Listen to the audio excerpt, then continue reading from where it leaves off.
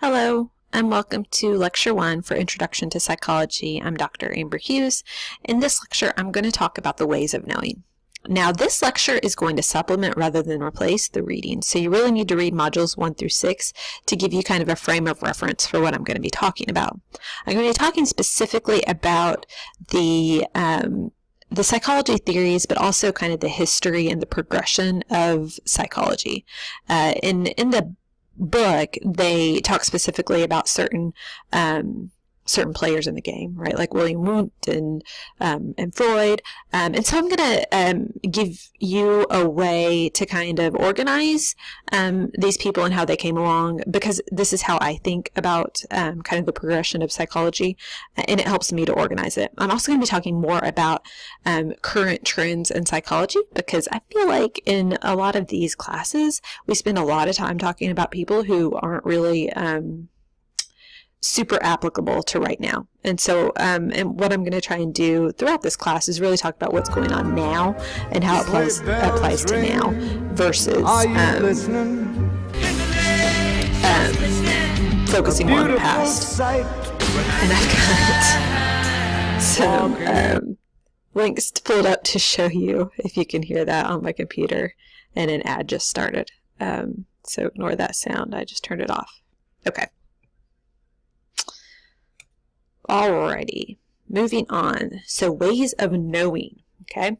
So think of these ways of knowing. These are like ways of knowing, or ways of thinking, or eras. So they're kind of separated by time, but not necessarily, because some of the theorists were ahead of their time, so they don't fit quite into the category linked to their time, which is super cool. So really they're about grouping theories, okay? So umbrellas of theories or groups of theories. These aren't theories themselves, all right? So when we look at pre-modernism, modernism, and postmodernism, those are not theories. They are loosely related to theories at their time, so they're kind of loosely time-related, but really they're more about grouping or clustering theories into categories where they have commonalities. And there's more than these three. I'm just going to focus on these three to keep it simple. Okay, so we have pre-modernism. This is kind of the first way of thinking about knowledge. In this way of thinking, the truth is revealed by God. So a higher power, someone other than us, knows the answer and then tells us. So it might be God, it might be the Pope, it may be the King of England. Definitely not us, okay? So I'm Catholic, or I was raised Catholic, and so I think the history of Catholicism is cool. And so if you think about like the Catholic Church, because they have played a part in how we, in our history, everybody's history, not just Catholics. But if you think about like the Catholic Mass, the Catholic Church, it was always read, historically read in Latin, okay? No, people didn't know Latin, just the priest knew Latin, all right? So it was about keeping knowledge, away from the people, and it wasn't like keeping knowledge away from the people. Their thought was that people didn't have the ability to know things or to understand things, so it was up to the priest to speak to God and then to translate to the people. Okay, and at that time, this is like 1600s or so, people didn't know how to read, they certainly didn't speak Latin, and so there was a lot of information kept away from them. And distributed to them as people in positions of power saw fit. So like the Pope or the King of England, the nobility, right? Like the wealthy people, the upper class, they had the ability to have information, and then everyone else was kind of left in the dark, okay?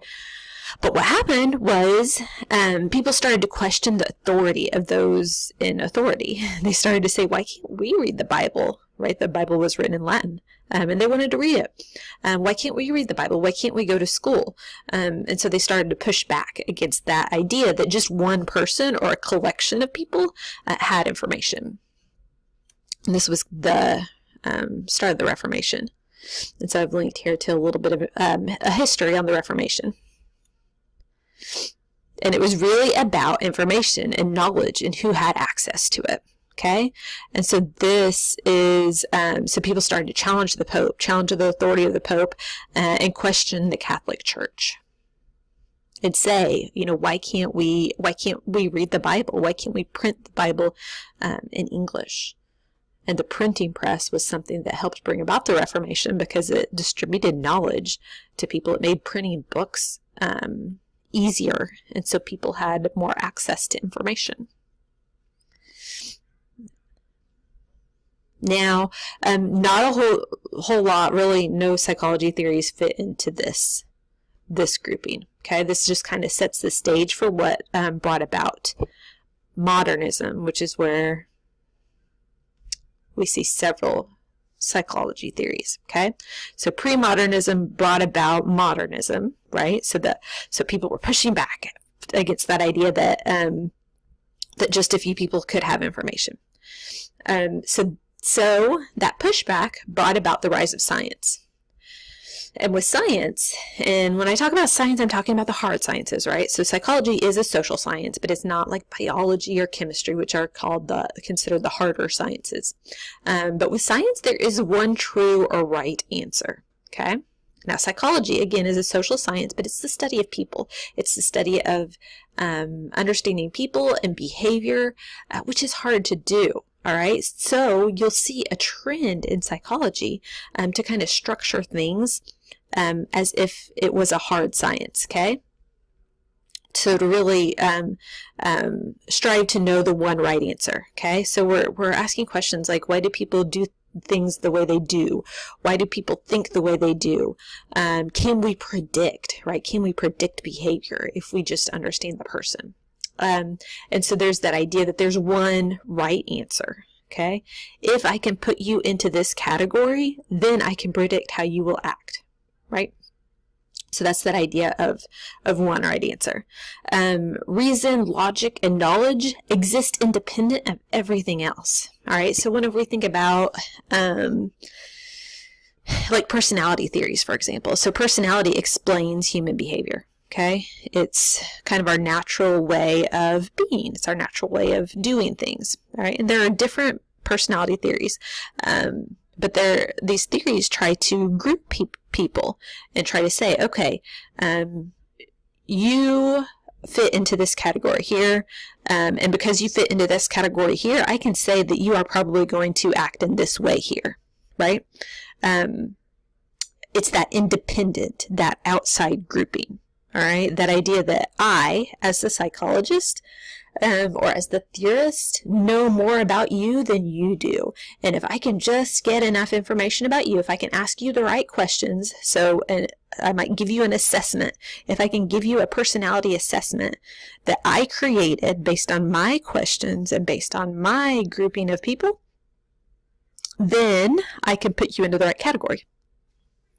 All right, so truth exists independent of human consciousness and can be known through the application of reason. It's, again, however, knowledge and truth is kept outside. Okay, so it's still known by a certain group of people, right? Like it's still known by me, the psychology theorist. I still know more than you do, me as the psychologist and you as the client. In psychology, psychoanalytic theories, behavioral theories, and cognitive theories would all fit here. So they're very different theories, but they're still saying that the theorist or the psychologist has a bunch of information and distributes that information to other people. And here, this link down here is a link to a good chart that compares these modernism with postmodernism. And I'm going to talk about postmodernism next. So in modernism, we see like reason transcends and exists independently of our culture, our history, and everything else. It is also universal and true. Versus, you'll see with postmodernism, it's very different.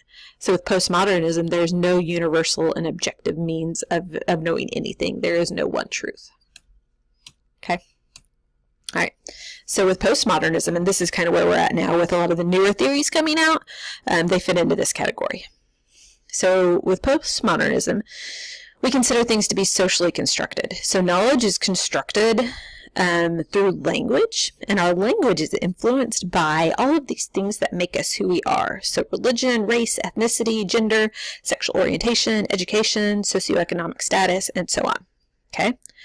So there is no one truth. All right? That is different from from modernism, where there is one truth that applies to everyone. Things like religion and race, they don't matter with modernism. All right? So if you take a behavioral theory, you can apply it and use it effectively with anyone.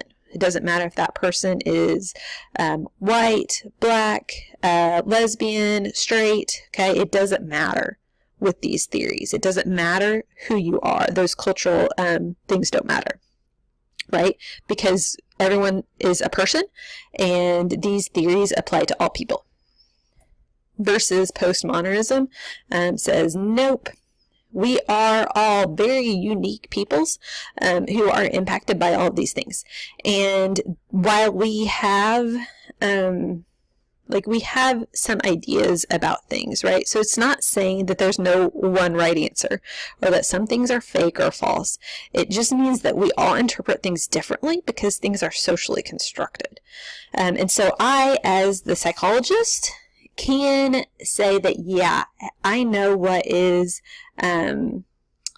healthy.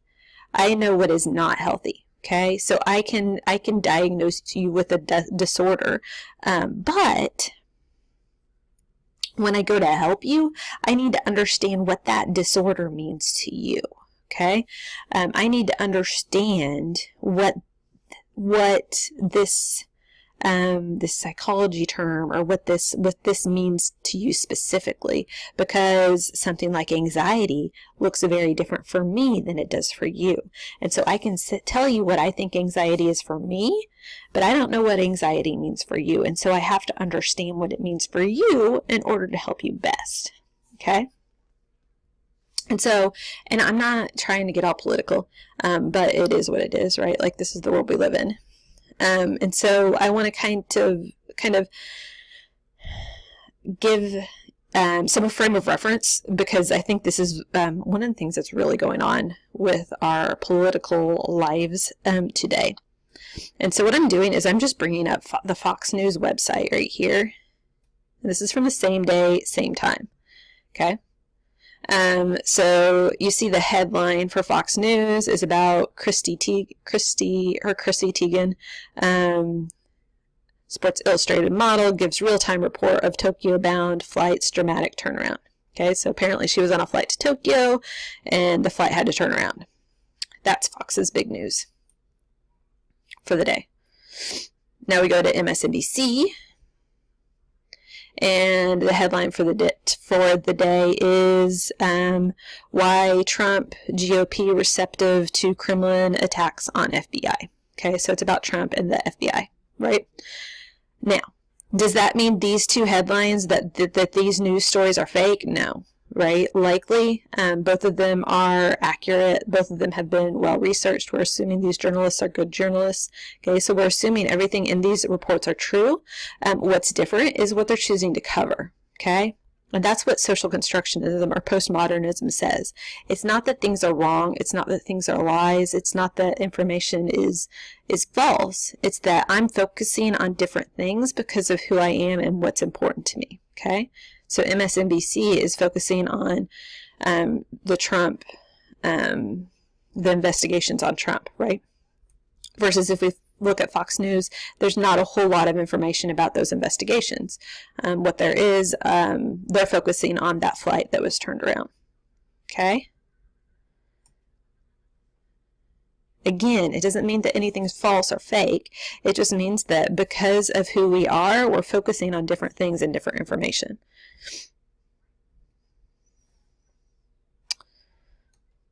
All right. So, current theories that fall into this category are narrative theories, constructivist theories, relational cultural theories. All of these fit here. They say that in order to understand someone, we have to understand where they are from. I may know how to help you, but I am not the expert on you. You are the expert on you. And so in order to help you best, with whatever diagnosis you have, and I'm talking specifically about counseling because I'm a counselor, okay? We could talk just as easily about like personality theories. You know, personality theories and postmodern theories would say that we have to understand your culture in order to understand how your culture impacts your personality. Okay, so those modern theories don't really talk about things like culture, whereas the postmodern theories pull culture in and say that culture impacts us a great deal, and that people are unique, and that there is no one truth, right? There is a truth, and there are events that happen, but we all interpret those events differently. Like, we can all watch the same TV show, and we're all going to have a different takeaway from that show. All right, another example. So think of a picture of a house. Okay, so stop just a second, close your eyes, and I want you to visualize a house. All right, you got your picture? Okay, so what are you picturing? I'm thinking about the house I live in now. I'm thinking about the house I grew up in, and because I'm house hunting right now, I have this picture of my dream house in my head. Okay, these images are all specific to me, just as you have your own image of a house, each one of you. So we have one word, we have one definition, right? That's postmodernism. That's modernism. Where the postmodernism comes in is that we have 25, depending on how many of you are in this class, 25-ish different pictures of a house. Okay, so the modern theories would say we have one word and one definition, and that's all that matters. Postmodernism says, well, we might have one word and we might have one definition, but when I'm talking about a house, I have a different picture in my head than you do. And so in order to really understand what you mean when you talk about a house, I have to understand your picture. We can talk about house, and we can have a kind of a same meaning for that, but the picture can make a difference, right? The picture can make a huge difference. And whenever we think about things like socioeconomic status, which is class, right? Lower class, middle class, upper class.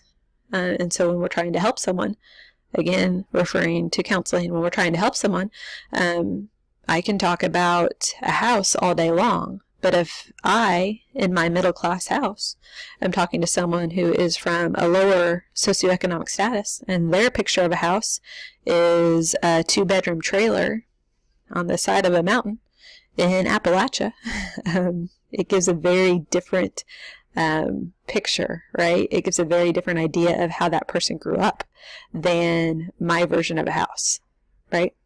So sometimes the pictures are important. All right, so your first discussion.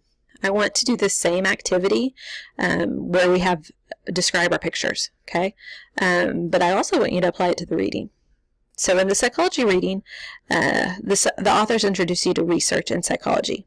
And what tends to happen with psychologists is that we research things that we're interested in and things related to our experiences growing up. For example, I was the first person in my family to go to college. I was also the first person in my family to work in an office job rather than a more labor-intensive job. My parents cleaned houses. My mom's cleaned houses and businesses since I was little. My dad's, he worked at the post office, and he's done a lot of other things that require hard work, right? So at the end of the day, they're tired. They have a task that they have completed. They can see when they have finished their job. And so whenever they talk about my job, they just are like, what do you do all day? Just sit around? They don't understand what that type of work looks like. And so that fascinates me, okay? It always has. Ever since I was a sophomore, junior at USI myself. One of my first research papers was about how people decide to go to college. Who decides to go to college? What made me different from the other people in my high school class who didn't go to college? Okay? And what I've found and what I believe is that one of the things that influences us is our family and the people around us. And so that's what I research. I research career development, how we get to where we are, how we make our decisions, and who helps us along the way. Those are the things that interest me, and it comes directly from my family and my own experiences. Now, for you, I want you to remember that psychology is the study of people and behaviors, but is super broad, okay? Excuse me. So there's a lot of things that would fall into the category of psychology. What I want you to do is think about something you would be interested in researching, whether it's actual research or just learning more about. And then I want you to tell us in your discussion how who you are impacts your interests in psychology, kind of like what I did here. I talk a little bit about my experiences with working and with going to college and how that has influenced my research. Only I want you to do it more in depth, okay? So I'll give you a better example in the actual discussion based on my own experiences. But yours is going to be specific to you. So what are you interested in, and how do you think that who you are, remember when we talk about culture, we're talking about things like your gender, your race, your ethnicity, your where you're from, like the region of the country, all of those things impact us. And that's what I want you to think about. So what you'll do is briefly summarize or reflect on the reading, so that should be about a half a page or 2 paragraphs, and then tell us what you might be interested in researching or learning more about in psychology. Finally, I want you to discuss how your culture, that's your religion, race, ethnicity, gender, sexual orientation, education level, socioeconomic status, etc., your family or your surroundings played a role in developing your interests.